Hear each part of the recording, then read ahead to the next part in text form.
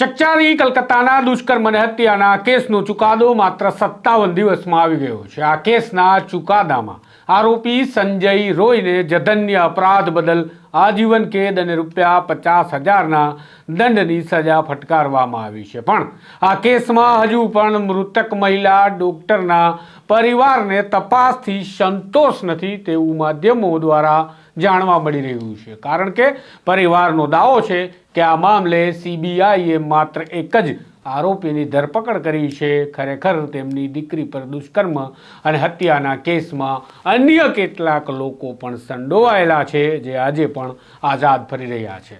કોલકાતાના આરજીકર હોસ્પિટલમાં મહિલા ડોક્ટર સાથે દુષ્કર્મ અને હત્યાના ચકચારી કેસની શરૂઆતથી આરોપીને સજા સુધીની તમામ બાબતોની વિગતે વાત કરીએ આ અહેવાલમાં। વૈષ્ણવજન તો તેને કહીએ જે પીડ પરાઈ જાનાને રે। નમસ્કાર, હું છું આપની સાથે તુષાર બસિયા। નવજીવન ન્યૂઝમાં આપનું સ્વાગત છે। તારીખ 9 ઓગસ્ટ 2024ની રાત્રે પશ્ચિમ બંગાળની આરજીકર મેડિકલ કોલેજમાં ફરજ બજાવતા ડોક્ટર યુવતી સાથે ધૃણાસ્પદ રીતે બળાત્કાર બાદ હત્યાની ઘટના સામે આવી હતી। શરૂઆતમાં આત્મહત્યાની ચર્ચાઓ બાદ સામે આવ્યું કે ડોક્ટર યુવતીનો મૃતદેહ હોસ્પિટલના સેમિનાર હોલમાંથી લગભગ વસ્ત્રવિહીન હાલતમાં મળ્યો છે, જેના પગલે બળાત્કાર અને હત્યાનો મામલો હોવાનો એંગલ સામે આવ્યો અને દિશામાં પોલીસે તપાસ કરી 10 ઓગસ્ટના રોજ આરોપી સંજય રોયને પકડી પાડ્યો હતો। પોલીસે આરોપી સંજય રોયને કેમેરામાં મોડી રાતના મેડિકલ કોલેજમાંથી બહાર જતો અને અંદર આવતો જોયો હતો, પણ તે બહાર આવતા સમયે ગભરાયેલો અને ઉતાવળમાં જણાતો હતો। આમ પોલીસ માટે આ શકમંદ હતો અને તેની ધરપકડ પોલીસે કરી હતી। આમ કલકત્તા પોલીસે ક્રાઇમ સીન પરથી તપાસ કરી કબજે કરેલી એક હેન્ડ્સફ્રી હવે મજબૂત રીતે ચાડી ખાઈ રહી હતી કે ઘટનાને અંજામ આપનારો સંજય રોય જ છે। સંજય રોયની ધરપકડ બાદ તારીખ 11 ઓગસ્ટથી ગંભીર ચકચારી ઘટનાને કારણે દેશભરમાં રોષ ફાટી નીકળ્યા જેવી સ્થિતિ પેદા થઈ હતી અને વિરોધનો વંટોળ પેદા થતો જોવા મળ્યો હતો। અને ખરેખર એવું જ થયું। તારીખ 12ના રોજ ડોક્ટરો પણ મેદાને આવી ગયા અને મમતા બેનર્જી સરકારનો વિરોધ કરવા લાગ્યા અને આખરે આરજીકર કોલેજના પ્રોફેસર ડોક્ટર સંદીપ ઘોષને, કે જેઓ પ્રિન્સિપલ પણ હતા, તેમને પદ પરથી રાજીનામું આપી દેવું પડ્યું અને રાજકીય રીતે ઘમાસાણ પણ મમતા સરકાર પર દબાણ સર્જી રહ્યું હતું।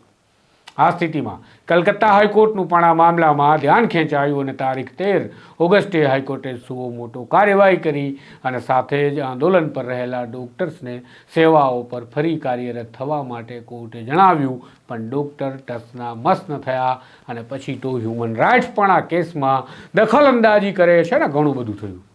એ દરમિયાન આરજીકર મેડિકલ કોલેજમાં ધરણા પર બેઠેલા ડોક્ટર્સ પર હુમલો થયો।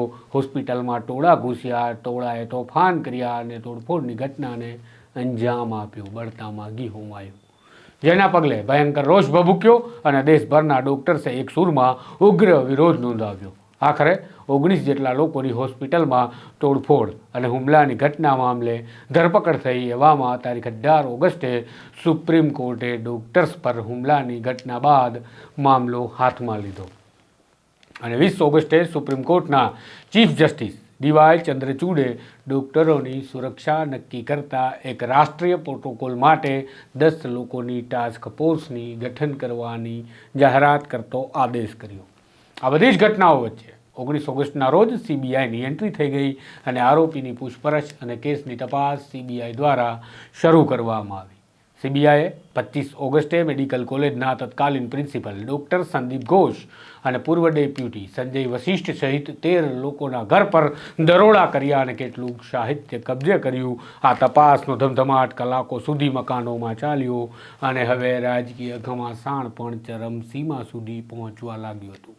27 ઓગસ્ટે નબનના અભિયાન માર્ચ કાઢી પશ્ચિમ બંગાળ છાત્ર સમાજે મુખ્યમંત્રી મમતા બેનર્જીના રાજીનામાની માગણી તેજ કરી અને પ્રદર્શનકારીઓ રસ્તા પર મોટી સંખ્યામાં ઉતરી પડતા પોલીસે લાઠીચાર્જ અને ટીયર ગેસનો સહારો લેવો પડ્યો। વણસેલી આ સ્થિતિમાં ચકચારી કેસની આગ હવે મમતા બેનર્જીની ખુરશી સુધી પહોંચી ગઈ હતી અને ભાજપે પણ આ તકને ઝડપી લેવા દેશભરમાં વિરોધ નોંધાવવાનું શરૂ કર્યું હતું, જેના કારણે મમતા બેનર્જીએ આવી જધન્ય ઘટના પર ભાજપ રાજનીતિ કરી રહ્યું છે તેવા આરોપ લગાવ્યા. પણ રાજકારણના ખેલ સમયે સીબીઆઈએ 2 સપ્ટેમ્બરના રોજ આરજીકર હોસ્પિટલમાં આર્થિક ગોટાળાના આરોપ સાથે સંદીપ ઘોષ કે જેઓ પ્રિન્સિપલ હતા પૂર્વ તેમની ધરપકડ કરી અને 14 સપ્ટેમ્બરે કેસની એફઆઈઆર નોંધવામાં મોડું કરવા અને પુરાવા ગાયબ થયાના ગંભીર સણસણતા આરોપ સાથે પોલીસ અધિકારી અભિજીત મંડલને પણ ફરીથી પકડી ધરપકડ કરવામાં આવ્યા. આમ હવે આક્રોશિત પશ્ચિમ બંગાળ જુનિયર ડોક્ટર્સ ફ્રન્ટના ડોક્ટર્સનું પણ દબાણ સરકાર પર વધી રહ્યું હતું. રાજકારણનું દબાણ પણ હતું, કારણ કે તેમણે 3 ઓક્ટોબરથી ડોક્ટર્સની સુરક્ષાની માગણી સાથે કલકત્તામાં ભૂખ હડતાલની શરૂઆત કરી હતી. આ લાંબી ભૂખ હડતાલ ચાલી.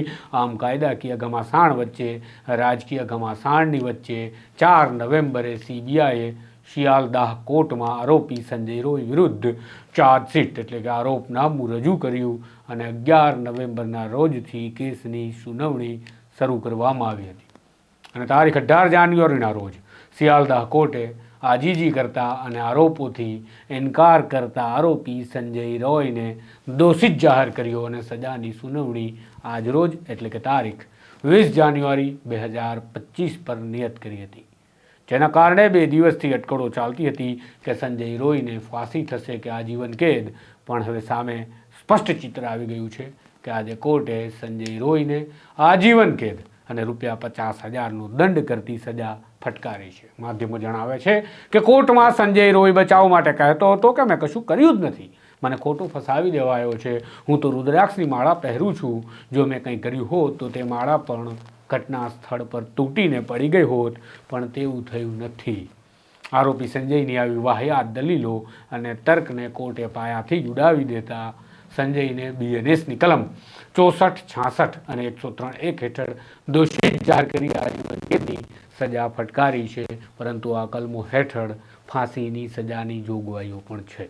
સાથે જ કોર્ટે પીડિત પરિવારને ₹17 લાખનું વળતર ચૂકવવા પણ નિર્દેશ આપ્યા છે. પરંતુ વિગતો મળી રહી છે એ અનુસાર પીડિત પરિવારે વળતર મેળવવાથી ઇનકાર કર્યો છે અને માધ્યમોને કહ્યું છે કે હજુ કેટલાક આરોપીઓ હતા જેમની ધરપકડ થઈ નથી અને તેઓ આઝાદ ફરી રહ્યા છે, માટે તેઓ આ તપાસ માટે પણ આગળ લડત ચલાવતા રહેશે. જોઈએ હવે આ મામલામાં આગળ શું થાય છે. હાલ તો કોર્ટે આરોપી સંજય રોયને આજીવન કેદની સજા ફટકારી દીધી છે. આ પ્રકારની વિગતવાર સમાચાર, ક્રાઇમ સ્ટોરીઝ અને પડદા પાછળની કહાની સાથે માહિતીસભર વિડીયોઝ માટે જોડાયેલા રહેજો આપના નવજીવન સાથે. નમસ્કાર. વૈષ્ણવજન તો તેને કહીએ જે પીડ પરા